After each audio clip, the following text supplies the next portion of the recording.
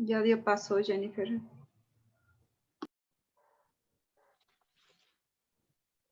La Universidad Católica de Cuenca, la Jefatura de Bienestar Universitario, Área de Igualdad, en coordinación con Educación Continua, les damos la más cordial bienvenida al conversatorio por el Día Internacional de la Mujer Afrodescendiente, mismo que se ha organizado con el objetivo de conocer la importancia del Día Internacional de la Mujer Afrolatina, Afrocaribeña y de la Diáspora, a conmemorar este próximo 25 de julio.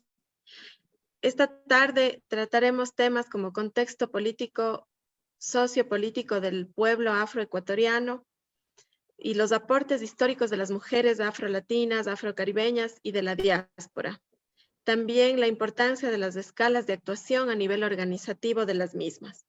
Saludamos a las autoridades presentes, el doctor Enrique Pozo Cabrera, rector de la Universidad Católica de Cuenca, y a la ingeniera Yomara Montesinos, jefa de la Unidad de Bienestar. Damos la palabra al señor rector para dar la bienvenida. Gracias, Jennifer. Mi saludo cordial a Yomara, quien ejerce las funciones de jefe del Departamento de Bienestar Universitario, a todas y cada una de las personas que van a intervenir hoy en este importante encuentro. Desde inicios de los procesos de la generación, de los debates, de la discusión, del deber ser, de la igualdad, se ha partido fundamentalmente de aquella propuesta aristotélica de un trato igual a los desiguales y desigual a los desiguales. Es decir, de hacer posible todas y cada una de las acciones de carácter afirmativas que permitan que el ser humano se encuentre a sí mismo. Es decir, que la noción de igualdad se desprende directamente de la naturaleza del ser humano, del género humano. Y es indispensable que la dignidad esencial de la persona frente a cualquier componente o acción sea derrotada fundamentalmente estas acciones cuando generan un marco de desigualdad o discriminación.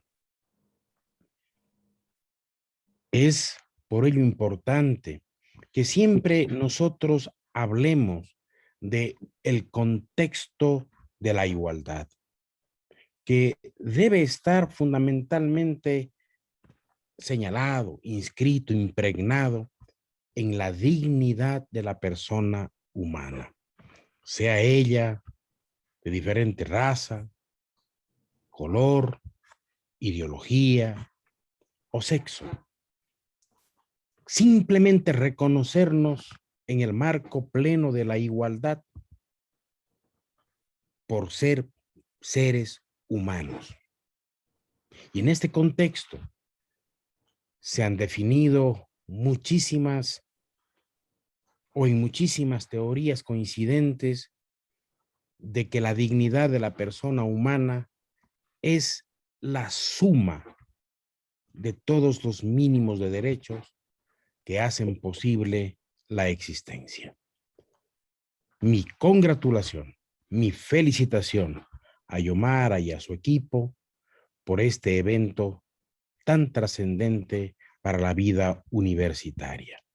Y mi agradecimiento profundo para todas y cada una de las personas que como panelistas van a exponer el día de hoy, abriendo el marco del debate para continuar por el camino, por el sendero de la justicia social, de la justicia distributiva, de la justicia conmutativa, es decir, que a cada quien le corresponda lo que en derecho debe ser. Muy buenas tardes. Agradecemos sus palabras, señor rector. Para dar inicio a este presente acto, presentamos a la primera panelista.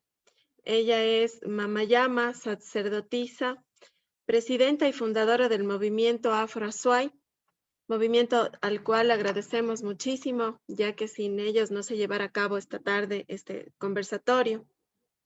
Es productora del programa Voces de Ébano y lideresa panafricanista. Bienvenida, Mama Llama. Buenas tardes. No sé si me escuchan bien. Sí se le escucha. Un fuerte saludo a todas las hermanas y hermanos, como decimos en el pueblo afro. Soy Mama Llama, conocida como Mama Llama, sí, del movimiento afro de la SUAY. Y también el día de hoy quiero conversar acerca de las mujeres negras o las mujeres afrodescendientes o las mujeres de matriz africana, o como también nos declaramos mujeres negras, mujeres afro-latinoamericanas, mujeres afro-caribeñas y de toda la diáspora. Pero como es una costumbre en nuestros pueblos de pedir permiso para poder hacer cualquier tipo de actividad y las bendiciones, voy a invitar, a invocar a nuestras ancestras, a nuestros ancestros, esas personas que lucharon por el reconocimiento, por un mejor vivir de las poblaciones de la diáspora negra. Invocar también bendiciones para este evento, invocando nuestros guardianes, nuestras guardianas, nuestros hermanos y hermanas mayores, saludando también a nuestros iguales, nuestras iguales. También a la Universidad Católica agradecer por este espacio, un espacio abierto para las mujeres afrodescendientes, representando así al pueblo afroecuatoriano y la diáspora negra asentada en esta provincia y también en todo el Ecuador. Agradeciendo también a la Unidad de Bienestar, el área de igualdad, desde el Centro de Educación Continua, para poder recibir esas bendiciones también de nuestras mujeres grandes y de nuestros hombres grandes, desde Alonso de Illescas, a Martin Luther King, a Mandela, a Winnie Mandela, a María del Tránsito Sosorra, a Martina Carrillo, a todas nuestras grandes mujeres y grandes hombres. Y aquí presente tenemos algunos elementos que utilizamos el pueblo negro. Y para eso siempre nos acompaña la marimba, siempre nos acompaña nuestro tamborcito, nuestro cununo, nuestro tambor de vida, de resistencia. Y también acá a mi lado está mi compañera que está representando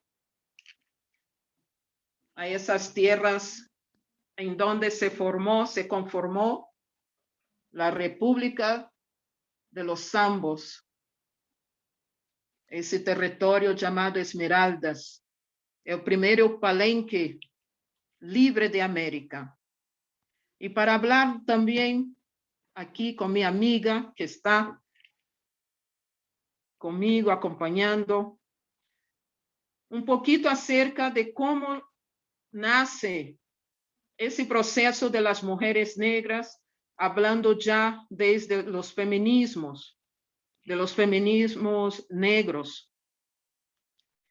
Esta red de mujeres afro-latinoamericana, afro-caribeña y de toda la diáspora surge como parte de un cuestionamiento, surge como para poder comprender la ausencia de las mujeres afrodescendientes y dentro del interior del movimiento de mujeres feministas.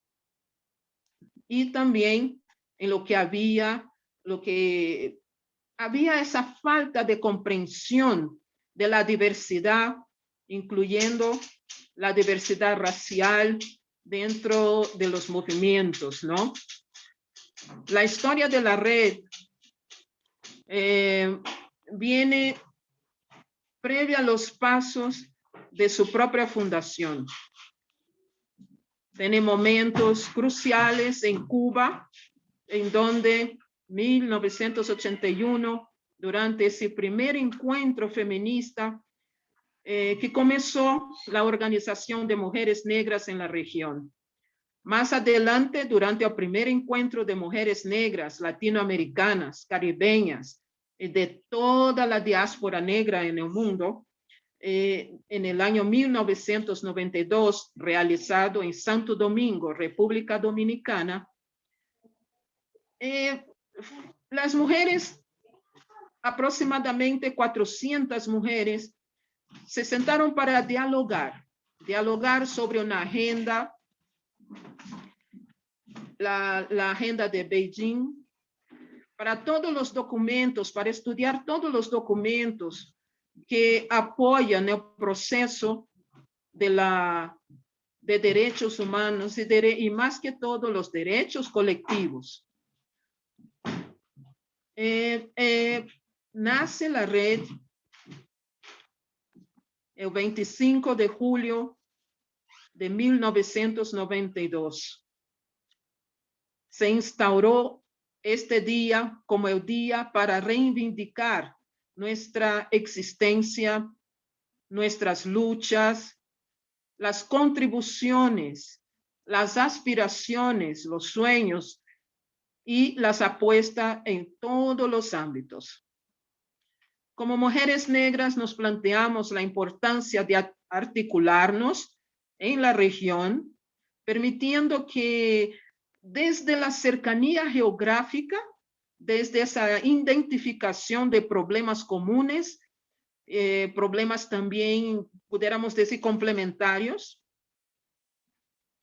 se centraran diferentes conferencias, diferentes encuentros y temas relacionados también en diferentes ámbitos, iniciando con la propia Naciones Unidas, en donde tuvimos la presencia fuerte en la Conferencia de Viena en 1993, en la cuarta Conferencia sobre la Mujer en Beijing en el año 1995, y así fuimos reuniéndonos un año más tarde, levantando ese discurso de interpelación hacia nuestros estados y también la relación a nuestros derechos, posicionando lo que había perdurado. Entonces, en la red, que ahora ya son 29 años de trabajo en la región y en el mundo, la red participa con mujeres afrodescendientes a título individual y también la representación de organizaciones activas en 30 países, en más de 30 países del mundo, con más de 450 integrantes, y de esa forma en todos nuestros escritos y posicionamientos siempre establecemos que el ejercicio, el disfrute de los derechos están conectados primero con el combate al racismo, y de esa forma parte de la justicia sexual, de la justicia de género, de la justicia económica que tanto necesita la población, son demandas que necesitan ser solucionadas el pueblo afro y, por supuesto, que las mujeres negras. En 1983 también en Perú, durante el segundo encuentro de mujeres, se planteó la necesidad de abordar la temática étnico-racial.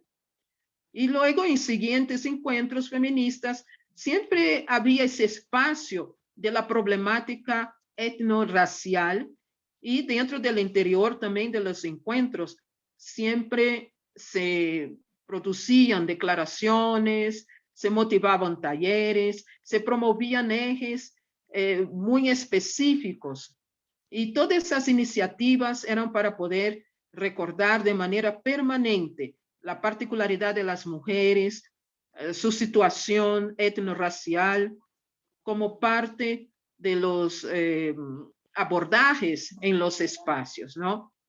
Así también el encuentro feminista en Brasil en 1985, que se crea el primer equipo de mujeres que iban a trabajar para la organización que salía de todo ese tema, es para el encuentro de mujeres negras, que en aquel momento no nos llamábamos mujeres afrodescendientes, ¿no? Se creó el primer equipo de trabajo interregional, no había recursos, pero para ello, pero aprovechando, ¿no? Otras reuniones, se fue generando los espacios de organización y desde ese encuentro de mujeres afrodescendientes, ¿no? También la presencia muy importante del encuentro de mujeres provenientes de las islas del Caribe. Muy importante. ¿Por qué? Porque la cantidad de las mujeres de la diáspora que reside también en Estados Unidos, en Europa, y la fuerte presencia de mujeres de América Latina conforman esta gran red que tenemos en este momento. Así que cuando hablamos de esa red, de por qué la necesidad de crear un día más para poder celebrar a la mujer, en este caso la mujer negra, nos pensamos por qué esa necesidad de crear uno y otro día más. Hay el 8 de marzo, hay el 25 de noviembre, días que están conectados directamente con las demandas de las mujeres, pero la demanda de las mujeres negras no eran visibilizadas. Por eso todo ese movimiento, esa articulación de mujeres afrolatinas, afrocaribeñas y de la diáspora es importante. Y en ese espacio que nos encontramos, esas mujeres de todos los continentes, hablamos acerca de la interseccionalidad, cómo ese afrofeminismo se va forjando, cómo vamos comprendiendo que no solamente podemos estar hablando de mujeres desde una sola visión. Tenemos que poner sobre la mesa el componente étnico, tenemos que poner sobre la mesa el componente de raza, tenemos que poner sobre la mesa los componentes sociales, las inequidades que viven las mujeres negras y a partir de ahí construir nuestras agendas y políticas públicas para ese colectivo, para esa comunidad. Así que es un placer poder hablar de la situación que viven las mujeres negras, porque hay un desconocimiento y hay una normalización acerca de la situación de las mujeres, como que estuviéramos, por ser afrodescendientes, tuviéramos que vivir de la manera en que vivimos, con la ausencia de educación, de una educación básica normal, servicios básicos, salud, por supuesto, y mucho más. Entonces, no sé si estoy con el tiempo, dejo mi habla aquí para poder seguir con preguntas y respuestas. Muchas gracias. Muchas gracias, Mama Llama. Podemos al finalizar dejar un espacio para cualquier consulta de la audiencia. A continuación, tenemos a nuestra segunda panelista. Ella es Deyanira López, geógrafa, magíster y especialista en estudios afro-latinoamericanos y caribeños. Es directora de la Escuela de Formación Afro, vocera del movimiento Afro-Azuay y afrofeminista. Bienvenida, estimada Deyanira. Hola, buenas tardes a todos y a todas. Bueno, gracias al doctor Enrique que inauguró el evento, rector de la Universidad Católica, a la ingeniera Yomara Montesinos también por la invitación como directora de Bienestar Universitario, a ti Jennifer como analista de igualdad que nos une una bonita amistad y bueno, muchas gracias por esta invitación tan importante en esos días que está ya por celebrarse, que es el Día Internacional de la Mujer afrodescendiente y de la diáspora y afrocaribeña.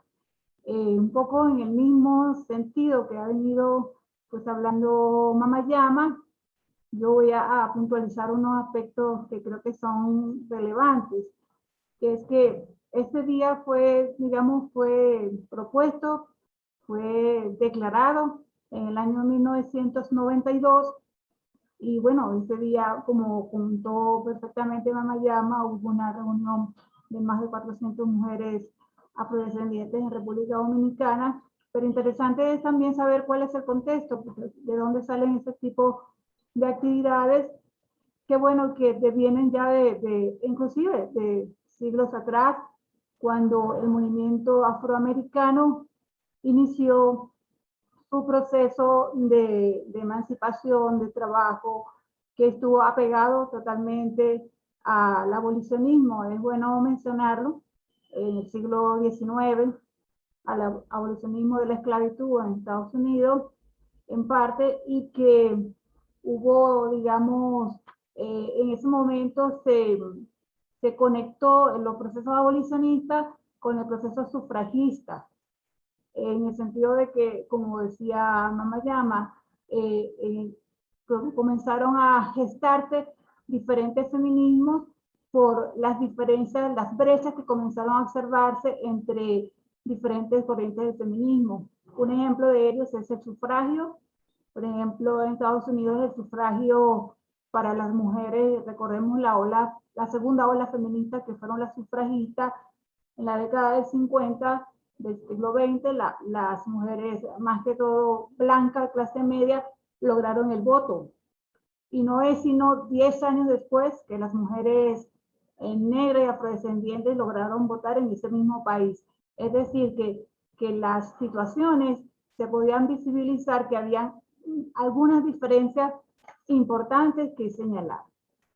En el Caribe, en la región Caribe de nuestra América Latina, por supuesto, al unísono, en esas mismas épocas previas a la década de los 90, también se estaban dando algunos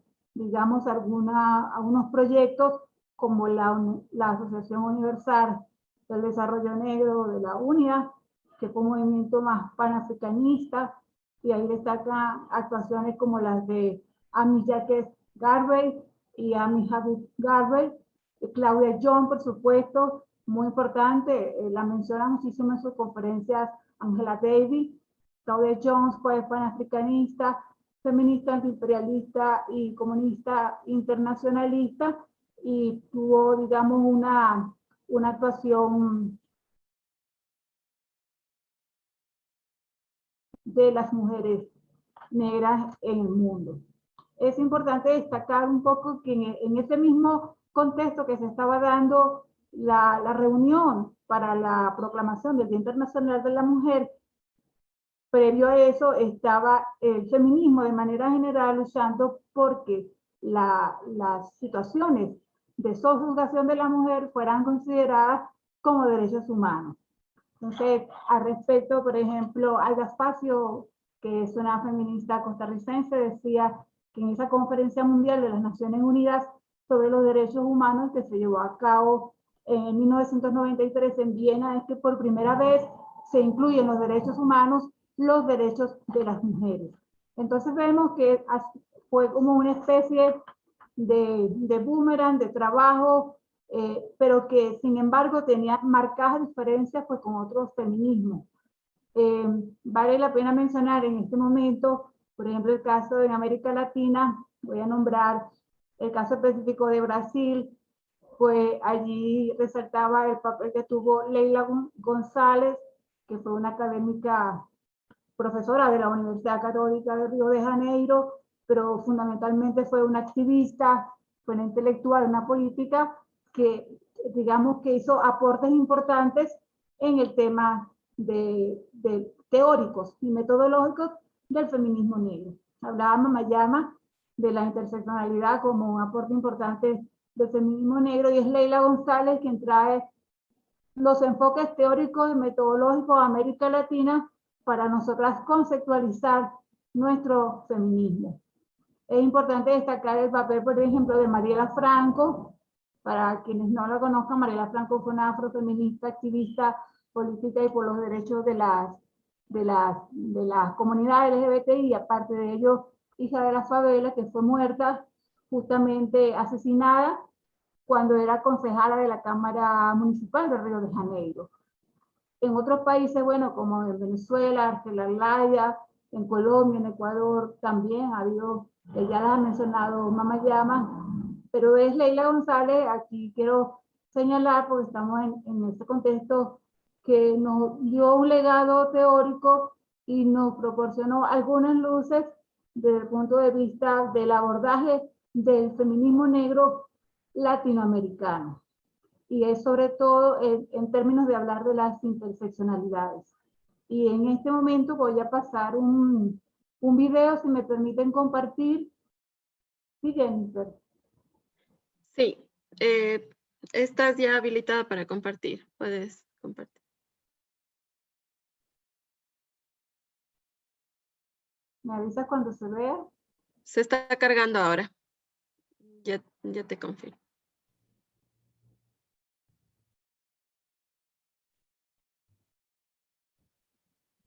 Ya se ve, pero no sé si se está proyectando ya. ¿Le pusiste play? No, ya se lo voy a colocar.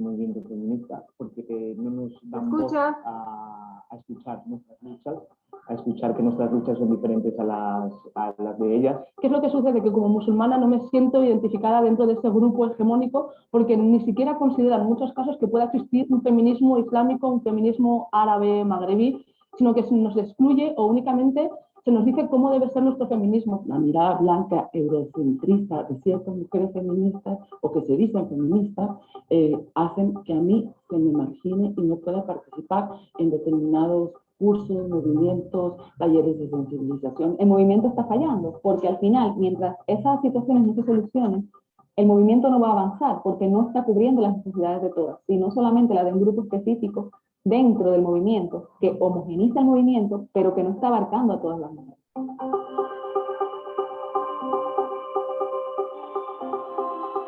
When I say intersectionality, I'm being quite literal. I'm referring to the idea that racism, sexism, classism, homophobia, they're like deep grooves in our society. They're like the axes that crisscross our culture. If you think of it as roads traveling north to south, east to west, and the traffic is the discrimination, the things that come rolling through. Some people live in intersections. The failure of movements, of interventions, of strategies of reform to deal with those marginalized cases of racism and sexism because they don't look familiar. So it's political intersectionality, women being marginalized by the very movements that claim them. A mí me intersecciona ser árabo-magrebí, hija de inmigrantes y musulmana. Me intersecciona las relaciones sexoafectivas, la raza y la clase. A mí me intersecciona ser latina, ser transexual, ser migrante. Me intersecciona ser negra, latinoamericana y migrante.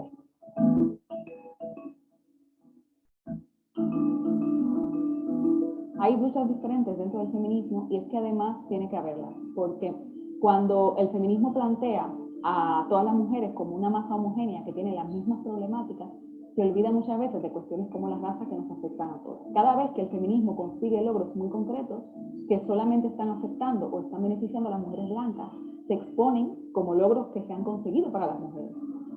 Uno de los ejemplos más concretos es el tema del sufragio. Se consiguió que las mujeres lograran votar, las mujeres negras todavía no votáramos, pero se expone como un gran hito feminista y como un hito para las mujeres. Entonces, ahí viene la pregunta que se hizo Sojourner Truth en su momento, que es, entonces, yo no soy una mujer. ¿Y por qué dejaron de lado a las feministas hermanas negras? Porque aún las feministas negras estaban luchando por conseguir sus derechos. Y sus derechos como persona. Y en ese momento el feminismo hegemónico pues luchaba por el derecho al voto de la mujer, solo mujer blanca y de clase media, ¿no? A partir de ese momento es cuando se separa, por decirlo así, el feminismo hegemónico y empieza el feminismo. Dentro del movimiento feminista, nosotras como mujeres trans estamos presentes y siempre hemos estado presentes. Yo también como mujer transexual me he visto en la dificultad de encontrar el acceso a alquilar una habitación. He estado en situación de calle, me he visto orillada también a ejercer el trabajo sexual, porque son a veces las únicas vías que tenemos para poder subsistir y resistir en esta sociedad. La lucha de la comunidad del feminismo árabe o islámico, en muchos casos, sobre todo en Europa, es que se nos reconoce. Parece que el feminismo islámico también reivindica el hijab como una forma de identidad, por lo tanto no creo que debiese prescindir de él porque es como una marca de identidad por el que sufrimos discriminación, pero que al final marca también qué somos y qué queremos ser.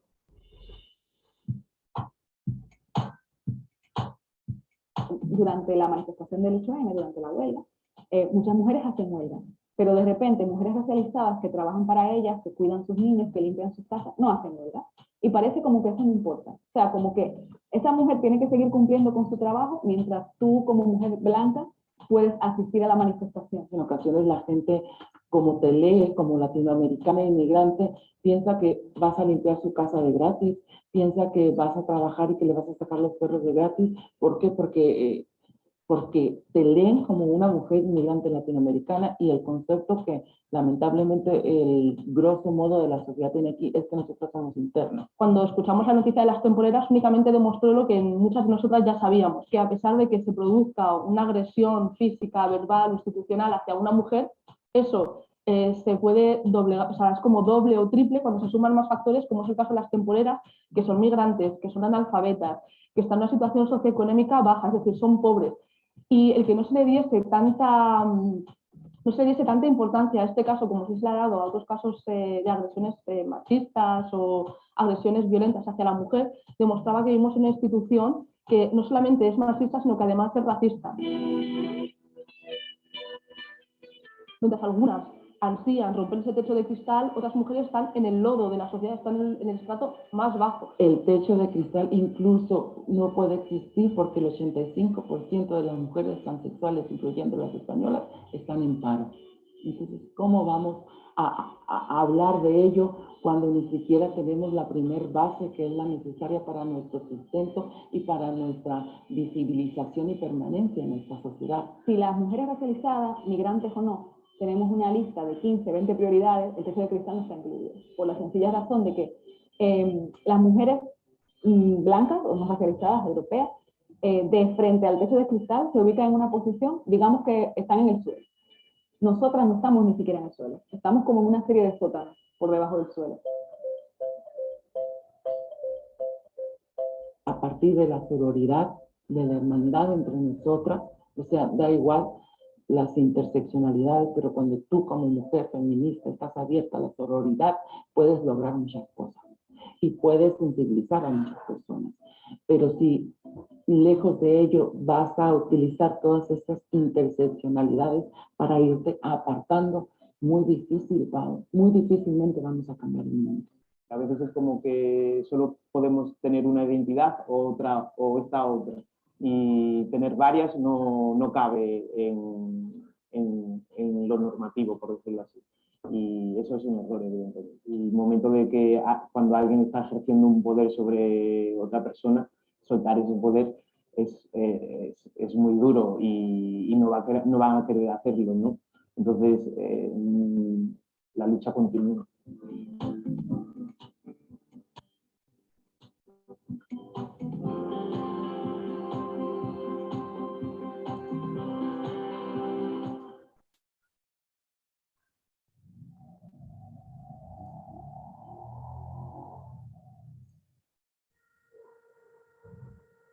¿Se observó bien el video?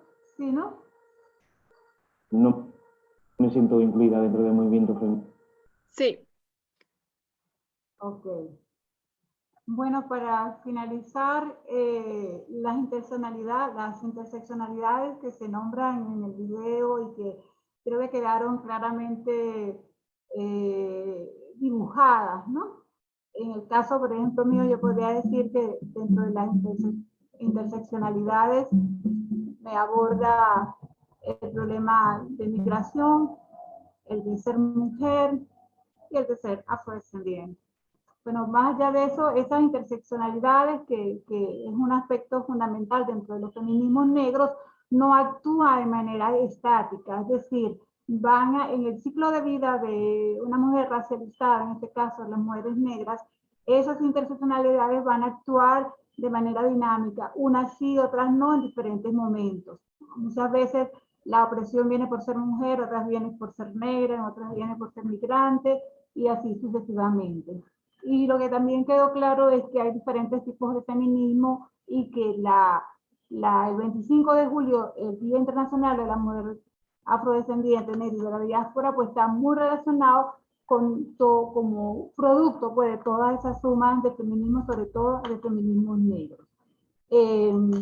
Otro aspecto es que es importante mencionar que creemos que la violencia en general, que como nosotras hemos visto que se han incrementado los indicadores de violencia de género, afectan a las personas que están relacionadas principalmente más con rasgos estereotipados.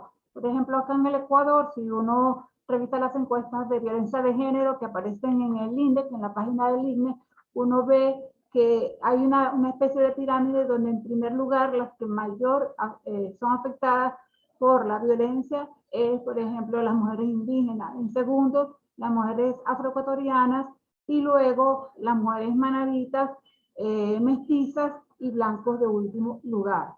Y esas cifras son, o sea, si las observamos más al interior, vemos, por ejemplo, que en los diferentes aspectos de la violencia, que también hay sus caracterizaciones. Por ejemplo, las mujeres indígenas sufren un 70% más, por ejemplo, de violencia ginecobstétrica. Entonces, sí vemos que es la racialidad como un término inventado, históricamente generado a partir del eurocentrismo colonial y postcolonial, pues atraviesa los territorios de los cuerpos de las mujeres negras, por lo cual todas estas luces, todas estas diferenciaciones, es importante abordarlas desde lo académico, desde el activismo y desde todas las esferas del desarrollo social. Hasta aquí llega mi aporte de hoy. Espero que cualquier cosa estoy a la disposición para preguntas. Muchas gracias, Deyanira. A continuación, tenemos el honor de presentar a nuestro siguiente y tercer panelista. Es David Quiñones, él es médico epidemiólogo, vocero nacional de CUPA, el tercer Congreso Unitario del Pueblo Afroecuatoriano y líder Panafricanista.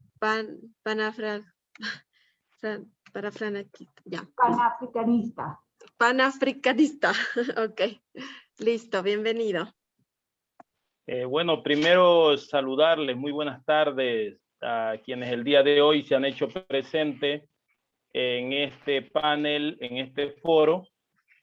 Cómo no saludar a la Universidad Católica en Cuenca, que siempre viene proponiendo acciones importantes para la inclusión efectiva. Saludar al doctor Enrique Pozo, nuestro rector de la universidad, Yomaira Montesinos, y también a la hermana Jennifer Guzmán, que es la analista de igualdad de la universidad. Creo que para nosotros son espacios muy importantes que el pueblo afro lo viene requiriendo para poner sobre la mesa algunos temas importantes que tal vez socialmente pasan desapercibidos para otros sectores y simplemente se centran en todos los impactos en los sectores que son afectados. Y el mundo sigue su ritmo sin importar lo que esté pasando a algunos sectores de la sociedad. Creo que es importante definir algunos criterios y voy a iniciar tomando las palabras del doctor Enrique Pozo, cuando hablaba sobre la igualdad y la dignidad humana o la dignidad de las personas como principios de la vida humana, ¿no? Y eso tiene un significado profundo porque la academia es la llamada a traducirnos algunos fenómenos y ponérnoslos en la mesa para ser analizados socialmente y observar esos impactos, ¿no? Leía una reflexión de algunos hermanos que definían, ¿cierto?, algunos conceptos. Y dentro de esos conceptos se podía definir fundamentalmente que la ciencia es la que realmente nos muestra evidencia de las cosas y puede ponernos a discutir sobre las contradicciones del sistema para garantizar equidad y una evolución normal de las situaciones sociales, pues el fin último de la academia es resolver los problemas sociales, definitivamente, ¿no? Y los problemas de humanidad son problemas históricos para el pueblo afrodescendiente. En mi condición de vocero nacional del Congreso Unitario del Pueblo Afroecuatoriano, tercer congreso, y como parte del movimiento panafricanista internacional, que es una corriente universal del pueblo, de la diáspora africana, que tiene sus orígenes más allá de los años 1800, desde que comenzamos con una cruzada internacional por la defensa colectiva de los intereses de los pueblos excluidos y en condición de esclavizados, ¿no? Y el panafricanismo embarca justamente esa filosofía de liberación que fue la brújula para que los pueblos en condición de esclavizados pudieran caminar en la ruta de una liberación sostenida y de la reivindicación de sus derechos. Todas las acciones que se desarrollaron hasta romper el régimen colonial de esclavitud eran una tónica panafricanista de resistencia a la opresión y a la afectación de la vida fundamentalmente. Y por ello, eso se junta directamente con lo que han sido principios orgánicos de los pueblos afrodescendientes y de sus civilizaciones, ¿no? Y por ello quiero decir que cuando hablamos de igualdad, hablamos de dignidad, hablamos de derechos. ¿Cómo no mencionar que la primera Carta Universal de los Derechos Humanos fue firmada en Malí, ¿no? Fue levantada en Malí, en el Imperio Malí, allá en el siglo XIII, 1235 aproximadamente, por Mansa Kansa Musa, cuando instrumentaron esta primera declaración que se llamó también Kurunka Fuga, por la Carta de Mandén, que contenía 7 estrofas importantes, ¿no? Y la primera decía que todo daño requiere reparación, que hay que practicar la ayuda mutua, que toda vida es una vida, que se acaben los tormentos de la guerra, eliminar la servidumbre y el hambre allá en el año 1200, y cada quien es libre de decir y hacer y ver lo que considera. Claro, estas estrofas van con un contenido profundo cada una, que sitúan esos principios fundamentales de la Carta Universal de Derechos Humanos. Entonces, cuando nosotros venimos y hablamos de nación, hablamos de país, y realmente las naciones se transforman en una entelequia porque constitucionalmente nos grafican un estado perfecto o una nación perfecta, pero lo que sucede en la práctica son algunas otras cosas profundas que no se compadecen con la norma constitucional, que siendo una norma suprema debería ser la norma de conducta y de convivencia de todos. Por ello, cómo no saludar el día de hoy los esfuerzos importantes de nuestras hermanas, nuestras madres, que desde la ancestralidad vienen planteando acciones y han sido muy importantes y han jugado un rol central en la lucha por la libertad y la vida, ¿no? Las mujeres de descendencia africana, hoy en la diáspora, y propiamente dicha las mujeres africanas, ¿no? Quienes desde épocas anteriores podemos nosotros, por ejemplo, posicionar, ¿cierto?, la historia de las Candaces o Reina de Cus, quienes tuvieron un imperio gobernado por más de 900 años aproximadamente, y no solo desde una posición del feminismo eurocéntrico, sino es que el feminismo de Cus o de las Candás es mucho más profundo que lo que nos plantea el eurocentrismo desde su perspectiva filosófica, ¿no? Tenemos una construcción filosófica afrocéntrica que establece diversidades de feminismo, pero sobre la base del ser, que es lo fundamental. Y para los africanos, las civilizaciones africanas, los descendientes de africanos, las mujeres siguen siendo el punto central en el desarrollo de la sociedad, como lo fue siempre, siguen siendo el eje fundamental de la familia, y como tal, actuamos y avanzamos. Y en esta lucha, las mujeres han demostrado que siempre han llevado la antorcha, ¿no?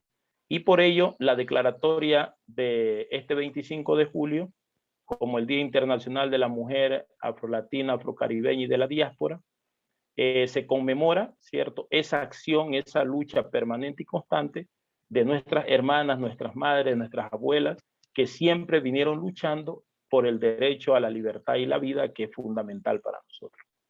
Y cuando nos acercamos mucho más al análisis del Estado, nosotros deberíamos discutir, por ejemplo, qué es la ciudadanía, porque el Estado identifica ciudadanos, ¿no?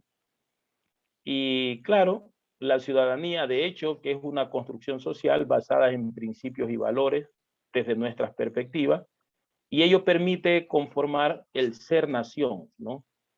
Pero este ser nación tiene deberes y derechos. Y cuando se cumplen los deberes y no se beneficiario de los derechos, entonces discutimos si se es o no se es ser nación. Es decir, se es o no se es ciudadano. Porque la ciudadanía no solo radica en la entrega de la credencial de ciudadanía, que es la cédula, sino es que debe ir acompañada con los derechos. Y en este país es muy fácil identificar que la ciudadanía radica en el papel y no en los derechos. Y por ello observamos que históricamente se vienen construyendo diferentes cuerpos legales para garantizar derechos.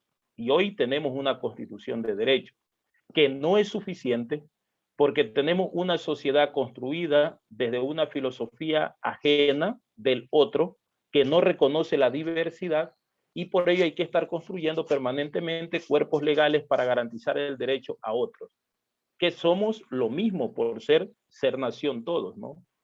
Entonces, cuando al sector del pueblo afrodescendiente le falta acceso a la educación como herramienta fundamental de su desarrollo, y en este acceso a la educación son nuestras hermanas, nuestras madres, nuestras ancestras mujeres las más afectadas, porque si ya tienen una vulnerabilidad social por ser afrodescendiente, tienen otra vulnerabilidad social por ser de escasos recursos económicos, otra vulnerabilidad por no tener el acceso a la educación de calidad y que puedan permitir competir en otros aspectos.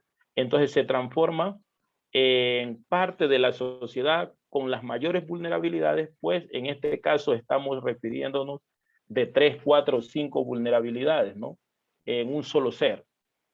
Y por ello creemos importante que el país como tal y los centros académicos, que son el centro de confrontación de ideas filosóficas, políticas y sociales, puedan generar discusiones en este sentido, que entendamos si nos quedamos en las intelequias del Estado o pasamos a materializar acciones tangibles que garanticen lo que llamarían constitucionalmente el buen vivir, que para nosotros desde el pueblo afrodescendiente, desde la diáspora, es el Ubuntu, es el vivir bien, es la sororidad, es el vivir en armonía y en conjunción con todos, ¿no? En esas perspectivas, para nosotros es muy importante, entonces, ir construyendo Estado, para ir completando la construcción de ciudadanía. Y eso significa que los sectores más excluidos o los sectores marginalizados por la sociedad mayor puedan tener acceso a políticas de acción afirmativa que garanticen su desarrollo a corto, mediano y largo plazo. Y esto no es una simple imaginación, sino es que los datos del Estado mismo lo demuestran. Por ejemplo, si nosotros analizamos el acceso al empleo según los mismos indicadores sociales del país previo a la pandemia, veíamos que el Ecuador 2018-2019 reportaba un 5.6% de desempleo. Pero ese 5.6% de desempleo que reporta el Ecuador como media nacional, para el pueblo afrodescendiente era el 12.5%. Entonces se observan las brechas, ¿no? En posibilidad de acceso a la educación superior para el año 2008-2009, solamente el 3.3% de jóvenes en edades de 17 a 25 años, en edades comprendidas de estar en la universidad, pudieron acceder a la universidad, cuando nuestro porcentaje de jóvenes en esa edad es del 8.04%. Entonces vemos cómo están casi 5% de jóvenes que no tuvieron acceso a la universidad. Entonces consideramos que allí deben impulsarse políticas de acción afirmativas que garanticen, ¿sí?, construir ciudadanía, vincular a los sectores de lucha y donde nuestras hermanas mujeres, insisto, siguen siendo las más afectadas, y por ello el 25 de julio cae muy bien, porque se conmemoran luchas de inclusión efectiva. Y mire, y el tema de violencia, que lo planteó muy bien Deyanira, ¿no? Las mujeres afroecuatorianas también son de las más violentadas en el país. De un promedio del 65% en violencia de género, el pueblo a nivel nacional, el pueblo afrodescendiente tiene cifras por sobre 74%. Entonces, con estos datos, es importante que se puedan discutir acciones tangibles para cambiar esa realidad. Y por ello, Naciones Unidas, desde el año 2013, declaró el Decenio Internacional de los Afrodescendientes como un mecanismo para que los estados aporten en el desarrollo de los pueblos afrodescendientes en reconocimiento, en justicia y en desarrollo. Lamentablemente, estos estados siguen teniendo deuda histórica con los pueblos afro. Han pasado ya 6 años y no hay una política tangible de acción afirmativa de acuerdo a la firma del Estado ecuatoriano como suscriptor en la Asamblea de las Naciones Unidas, que se comprometió a impulsar el decenio.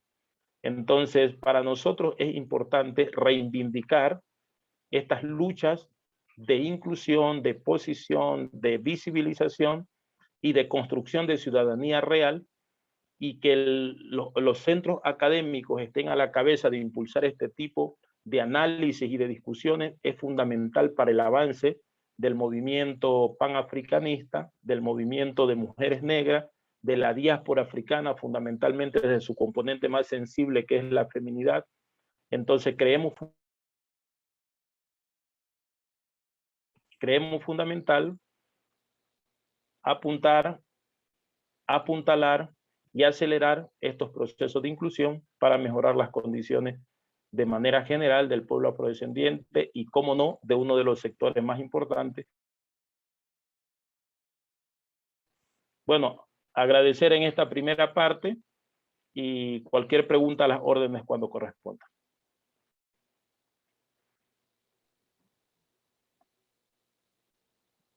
Muchísimas gracias, doctor. Damos paso a nuestra cuarta panelista. Ella es Nila de Aguiar. Ella es terapeuta holística, articulista del diario El Tiempo, La Nación, El Ecuador 221, conductora del programa Voces de Ébano, coordinadora y fundadora del movimiento afro de la SOAI. Es también lideresa panafricanista. Bienvenida, estimada Nila. Muchísimas gracias por la invitación. Siempre es un gusto poder compartir en estos espacios con los hermanos y hermanas.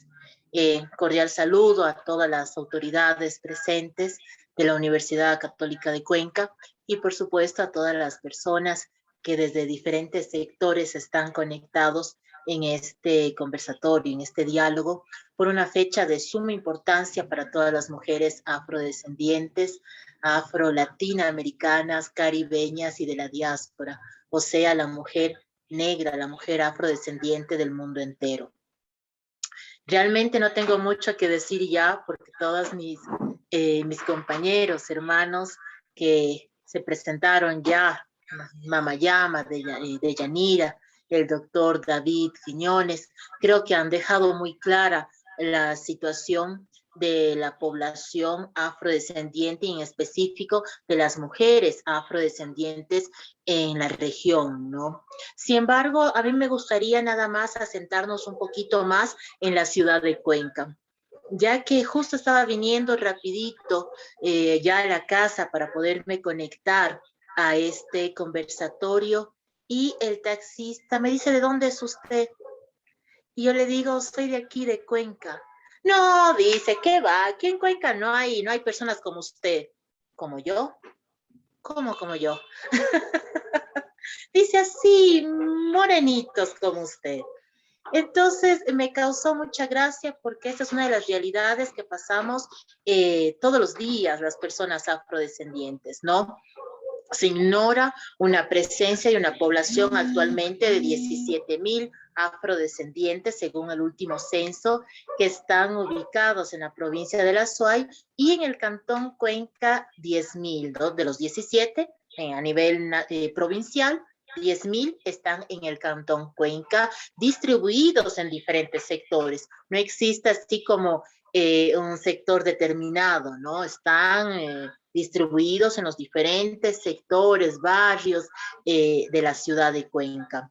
Y esta población no es una población flotante que vino con el Deportivo Cuenca, con el Esmeraldas Petroleros o luego con el tema de la gastronomía de la población afrodescendiente, sino que la población afrodescendiente está desde la misma fundación de Cuenca como tal o de la provincia como tal. Cuando viene Gil Ramírez Dávalos, viene con mano de obra no baratas, no que gratis, para apoyar o ayudar a la fundación de Cuenca como tal. Y estos registros ustedes pueden encontrar en las bibliotecas de la ciudad de Cuenca. Justo un año antes del tema del COVID, pudimos hacer un evento muy interesante donde visitamos los diferentes museos de Cuenca, donde hay archivos históricos, donde certifican lo que estoy hablando, que la población en la ciudad de Cuenca, la población afro, no es una población flotante, sino que es una población que está desde la misma fundación de tal. Sin embargo, en la actualidad y a través de la historia se ha negado o se ha dejado por lado ese aporte histórico. Es por eso que me parece muy interesante poder apropiarnos de estos espacios y quiero felicitar toda la gestión de Jennifer y del mismo rector de la universidad que nos da la oportunidad de podernos sentar en este conversatorio para conversar la realidad de la población afrodescendiente, de forma específica las mujeres, pero yo trato de enfocarnos un poco más, venir a la ciudad de Cuenca, a la provincia de La Suay o incluso a la Zonal 6, ¿no? Hablando de una forma más activa, más amplia. Vale mencionar que este proceso organizativo nace hace aproximadamente 15 años en la provincia de La Suay, porque claro, vivíamos diferentes familias que nos podíamos identificar o nos conocíamos, pero no había un proceso organizativo y peor, un proceso de reconocimiento de la población como tal. Es por eso que se juntan diferentes activistas, historiadores, capoeiristas incluso, y deciden conformar esta organización, el Movimiento Afro de La Suay, que es la primera organización de reparación de derechos de la población negra. Seguida, luego de constituirse, nos sumamos a la CONAMUNE, que es la Coordinadora Nacional de mujeres negras en el Ecuador, conformado en el 99, el 12 de septiembre del 99, luego del primer Congreso Nacional de Mujeres Negras en el Ecuador, en la ciudad de Quito, donde estuvieron provincias como Guayas, Oro, Carchimbabura, Sucumbíos, Pastaza y otras provincias más que se suman. Porque claro, siendo una población afrodescendiente, ¿verdad? En general, podíamos observar que la problemática de las mujeres negras era una problemática que estaba muy alta los índices de desigualdad. Tanto es que aquí en Cuenca, por ejemplo, tenemos el caso muy actual de la hermana Maribel Pinto, que muchos pudieron haber escuchado, ¿no? Una mujer afrodescendiente, fundadora incluso de este proceso organizativo en la provincia de La Suay, que el 2 o el 3 de noviembre, para amanecer 3 de noviembre, fue vilmente asesinada con 113 puñaladas, ¿no? Y yo pienso que ahí uno puede ver en breves rasgos esa estructura racista, clasista y patriarcal que hasta la actualidad se vive y que cae con todo su peso sobre las mujeres afrodescendientes. En todas las portadas de los periódicos o de la prensa decía, mujer, o ni siquiera decía mujer, decía, trabajadora sexual muere asesinada con 113 puñaladas. Y dio la vuelta al mundo cuando se negó por completo o no se prestó atención a los procesos organizativos que llevaba Maribel y por qué se juntó y fue parte de este proceso, ¿no? Porque tenía ese sueño de garantizar un mejor futuro a las nuevas generaciones, que sus hijas y hijos tengan mejores oportunidades de las que ya tenemos. El doctor David Quiñones hace un momento nos ha hablado algún tema ya, nos presentó algún tema de estadístico de la oportunidad de las mujeres a la educación de tercer nivel, una educación sexual reproductiva, la oportunidad a los espacios laborales. Por ende, la capacidad o la calidad de vida de estas mujeres no son una herramienta que nos ayude a crecer como seres humanos. Entonces, ella con ese deseo sale de una provincia costanera y viene a la ciudad de Cuenca. Y con ese deseo se vincula a un proceso organizativo líder de este proceso. Sin embargo, nada de esto se había mencionado. Pero claro, cuando son otras mujeres de otras nacionalidades, no se lo menciona, no se dice mujer de tal etnia o de tal profesión o se desempeñaba en tal área, ¿no? Luego de 8 meses de un proceso arduo de vigilancia, de plantones y de alzar nuestras voces para que el caso de Maribel Pinto no quede en impunidad, la jueza, por supuesto, hace su labor de la mejor manera, sin embargo, deja un vacío muy grande en los procesos organizativos y en los corazones de cada uno de nosotros. Dice, el sujeto XXX tal actuó de esa manera porque se sintió amenazado. Era la vida de ella o la mía, porque ella me iba a robar. Ese fue el argumento que valió incluso para que no sea reconocido este asesinato como femicidio y sino como un asesinato más. O sea, mujer, costeña, afrodescendiente, eres víctima de todos los estereotipos puestos por un sistema y claro, era la vida de él o la nuestra, ¿no? En este caso Maribel. Es por eso que él actuó de esa forma y generó 113 puñaladas. Eso quería nada más mencionar en el día de hoy. Un fuerte ashe y muchísimas gracias por la oportunidad de poder contar la historia de Maribel, pero la historia de todas las mujeres, porque las mujeres afrodescendientes vivimos historias muy similares a las de Maribel, que nuestros sueños son cegados por sujetos o por un Estado, porque este sujeto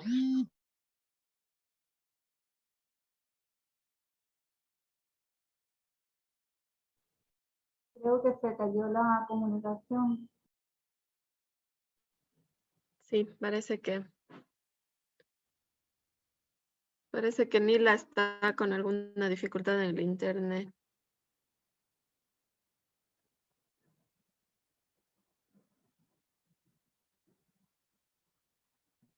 Nila, ¿está con nosotros?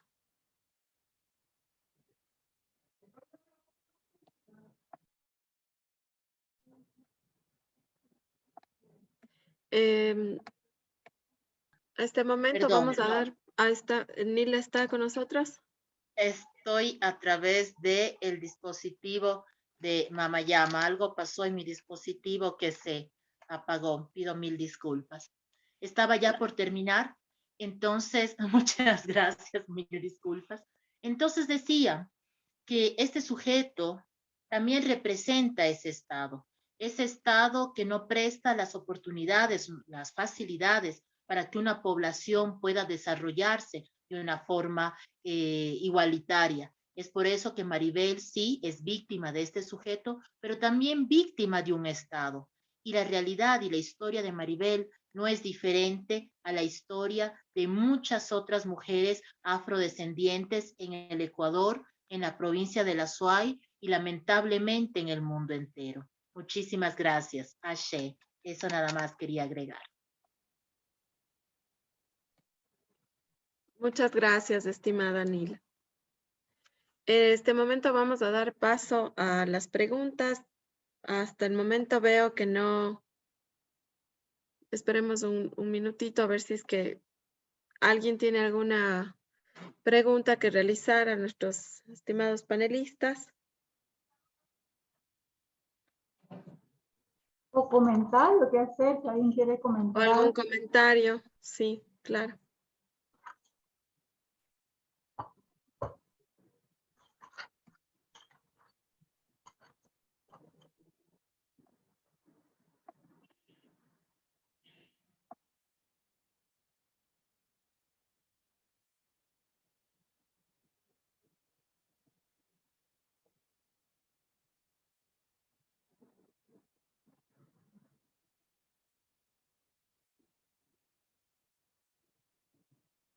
Ok.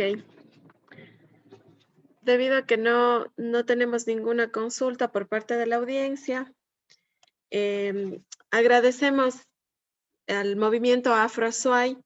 Gracias a su colaboración se ha desarrollado esta tarde este webinario. Todos los temas que se han abordado han sido muy valiosos y han aportado definitivamente a la conmemoración de este día tan importante. Gracias al doctor David también, a las compañeras, a las hermanas que están esta tarde de ponentes, a todos los participantes, de que esta actividad contribuya a mantener los esfuerzos por reconocer el aporte de las mujeres en las distintas áreas y espacios, sobre todo académicos, en la Universidad Católica de Cuenca. Damos por cerrado el evento, agradecemos muchísimo la participación de todos ustedes. Un abrazo y nos vemos pronto. Hasta luego. Gracias, Jennifer, y gracias a la universidad por la invitación.